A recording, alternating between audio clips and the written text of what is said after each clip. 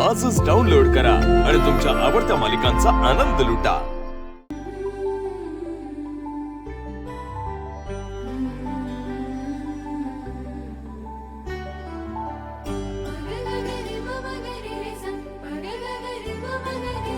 काय झालं? काय करतेस हे तू? पोटात बाळ आहे ना तुझ्या, हे असं पाय आपटायचं नसतात बरं।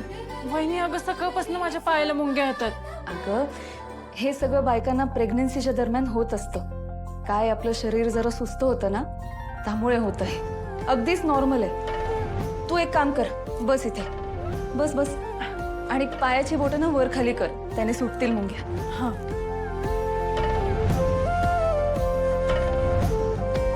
तेजू, तुला बरं वाटत नव्हतं त्यामुळे अचानक इकडे आले ग मी, पण मी आता जरा घरी जाते।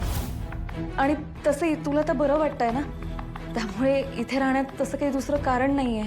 वहिनी अगं एवढी गडबड कशासाठी करते? आधीच आत्या गेल्यापासून सगळं घर सोनं सोनं वाटतंय। तू आलीस म्हणून माझा वेळ किती छान जातोय। अगं मग तसं असेल तर तू तिकडे ये ना राहायला काही दिवस,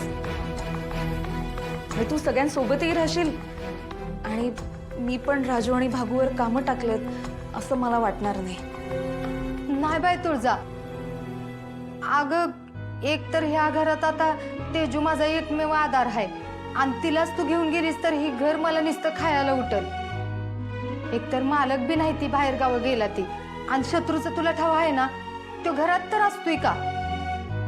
हा बघ, ह्या घरात नुसतं भूतावानी वाटल मला।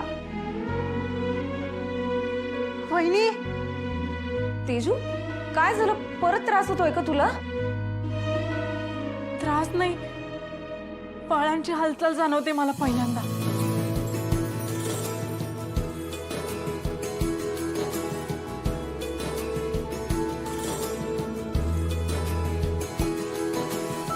आत्याला म्हणाव आम्ही इकडे नाही इकडे आहोत।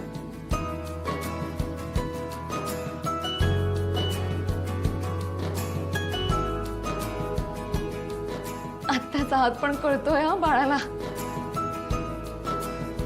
तेजू, काय गोड क्षण आहे ग हा।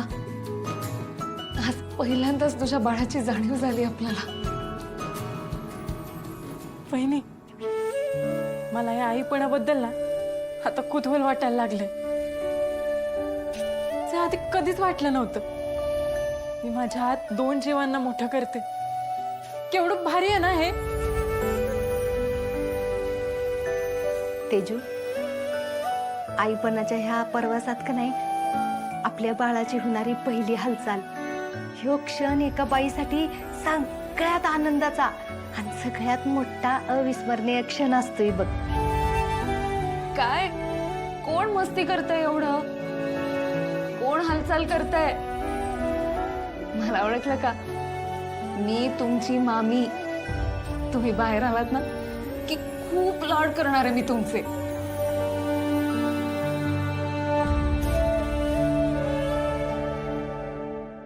नमस्कार मॅम, आमच्या पार्लरमध्ये तुमचं स्वागत आहे।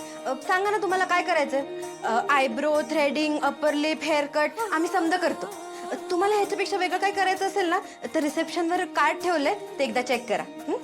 आमच्याकडे नुकतंच ना फेशियलचे नवीन पॅकेजेस आलेत, ते बी एकदा बघा, त्यावरच आम्ही ऑफर देतोय। तुम्ही एकदा का इकडे सर्व्हिस घेतली ना मॅम की तुमची स्किन एकदम ग्लो करेल बघा, लिहून देते मी। जमलं, मला वाटलं होतं तेवढं अवघड नाही। धनू, तुलाही टेन्शन घेतेस बरं का?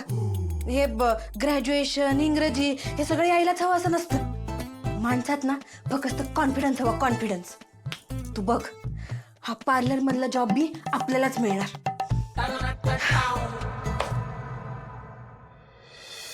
मला तुझ्याकडून नवीन कपडे हवेत म्हणजे हवेत। तू काय पण कर तिकडे, नाहीतर मी चालले बा. अगं कामू कामू, अगं ऐक ना, अगं मी कुठून देऊ? बरं बाई देतो, थांब।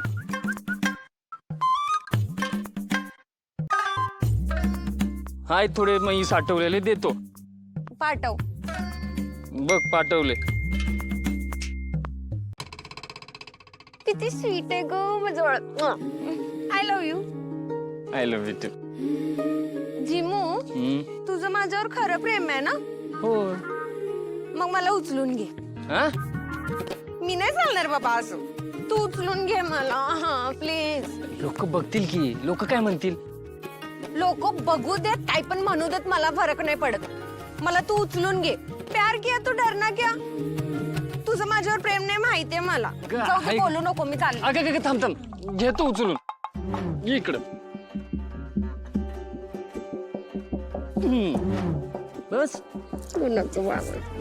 जिमो ऐक ना, बोला. नाना बरे झाले ना तर नानांकडून ना जिमचे पैसे परत घे आणि जिम टाक एकदाची.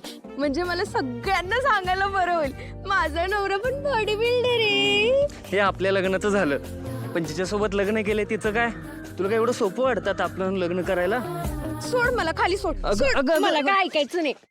एकतर तुला चांगलं बोलायचं पण नाही आणि चांगला विचार पण करायचं नाही. ते धनूसोबत लग्न झाले ना, ती फक्त एक ऍडजस्टमेंट होती, तुझी आणि माझी भविष्यासाठी केलेली ऍडजस्टमेंट. आता मी तुझं काहीच ऐकणार नाहीये. ते जिमचे पैसे घ्यायचे आणि मला द्यायचे. मला पैसे पाहिजेत, बाकी काय नको. विषय संपला.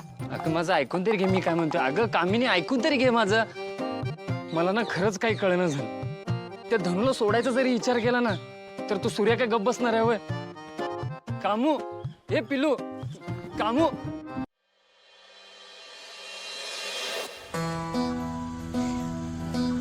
दादा, या डॉक्टरकडे ना काल मला खरोखरच ऍडमिट व्हायला लागला असतं. डॉक्टर बी ना डेंजरस होत. स्वस्तिक मेडिका, श्यामबाई हॉस्पिटल.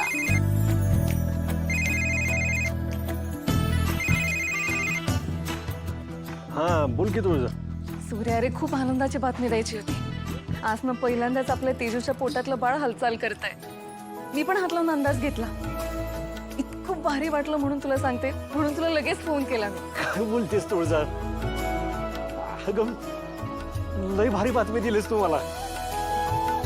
मला असं वाटतंय मी आता लगेच तिथे यावं आणि तिजूच्या पोटाला हात लावा आणि त्या बाळाची हालचाल अनुभवावी.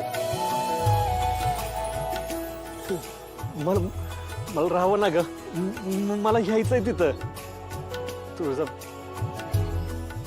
तेजूपाशी असायला पाहिजे होतं ग.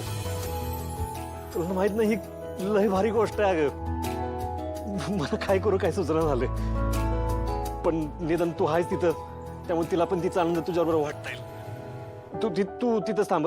हा, मला सांग, तिला काय त्रास होत नाही ना?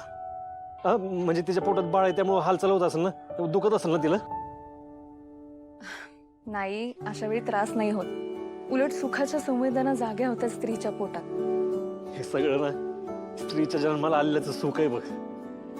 तुझं बघ ना, आपल्या पोटात एक जीव पोचणं ह्याच्यापेक्षा मोठं काय पुण्य आहे? आपल्या तेजूच्या शरीरात 2 जीव तयार होतात, कळतंय का तुला? माझी तेजू लय पुण्यवान आहे तुझं. अगदी खरंय. सूर्या, तुला जसा वेळ मिळेल ना तसा प्लीज इथे ये. तेजूला पण तुला बघून खरंच खूप आनंद होईल. हा, मी खाप झालं ना लगेच येतो मी तिकडे. बरं ठीक आहे, चल मी पण ठेवते आता. मला जरा बाहेर जायचंय. मला मेडिकलमधनं तेजूसाठी काही औषधं घ्यायची आहेत. एवढंच ना? मी मेडिकलची इथंच आहे. तू सांग मला काय पाहिजे, मी देतो आणून. तू मेडिकलमध्ये काय आणायला गेलायस? हे कशाला बोलतोय? मेडिकल मध्ये नाही ग, मेडिकलच्या इथंच आहे मी. माझ्यासमोर आहे मेडिकल. मग तू मला सांग, आणतो मी. मी एक काम करते, तुला मेसेज करते. ते सरळ दाखवताना ते देतील औषधं. हा हा, दाखवतो. बाय. दादा, काय पण लागा, तू काय कशाला बोलतो वहिनी पुढं? आता एवढी आनंदाची बातमी कळल्यावर काय सुचलंच नाही मला. काय सुचलं नाही.